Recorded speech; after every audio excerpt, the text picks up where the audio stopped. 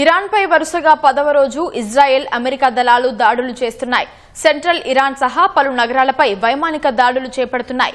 IRGC వైమానిక దళం ప్రధాన కార్యాలయాన్ని ధ్వంసం చేశామని ఇజ్రాయెల్ డిఫెన్స్ ఫోర్సెస్ ఐడీఎఫ్ ఎక్స్లో పోస్టు చేసింది. లెబనాన్లో హెజ్బొల్లా మిలిటెంట్లపై దాడులు కొనసాగుతున్నాయని తెలిపింది. ఇరాన్పై పోరాటంలో తమ ఆధిపత్యం కొనసాగుతోందని యుఎస్ సెంట్రల్ కమాండ్ పేర్కొంది.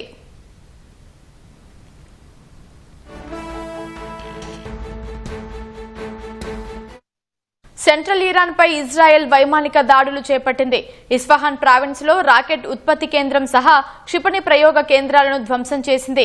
Iran paramilitary revolutionary guard command centre పైన దాడి చేశామని ఇజ్రాయెల్ సైన్యం తెలిపింది. టెహ్రాన్ లో ఐఆర్జీసీ వాయుసేన ప్రధాన కార్యాలయాన్ని ధ్వంసం చేశామని ఐడీఎఫ్ ఎక్స్ లో పోస్ట్ చేసింది. ఈ దాడిలో మాజీ air force commander Amit Ali మృతి చెందారని తెలిపింది. దాడులకు ఆదేశాలిచ్చే కమాండ్ కంట్రోల్ సెంటర్ ను సైతం ధ్వంసం చేశామని వివరించింది. ఇరాన్ పై తమ ఆధిపత్యం కొనసాగుతోందని యుఎస్ సెంట్రల్ కమాండ్ ఒక వీడియోను ఎక్స్ లో పోస్ట్ చేసింది. ఇరాన్ పై దాడులను ముగించే విషయంలో ఇజ్రాయెల్ తో సంప్రదించాక నిర్ణయం తీసుకుంటామని అమెరికా అధ్యక్షుడు డొనాల్డ్ ట్రంప్ తెలిపారు.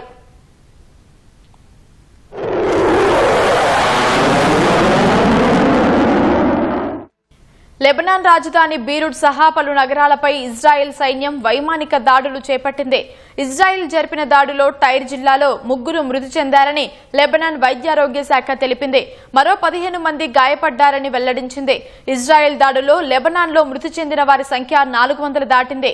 తమ భూభాగంలో భూతల దాడులు చేస్తున్న ఇజ్రాయెల్ సైన్యంపై రాకెట్లతో దాడి చేశామని హెజ్బొల్లా గ్రూప్ తెలిపింది.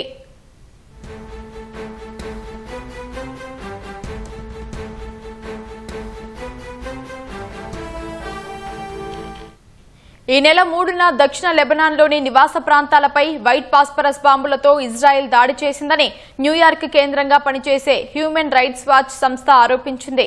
అందుకు సంబంధించిన ఆధారాలు తమ వద్ద ఉన్నాయని తెలిపింది. వైట్ పాస్పరస్ వల్ల పౌరులు ప్రాణాలు కోల్పోయే ప్రమాదం ఉందని వివరించింది.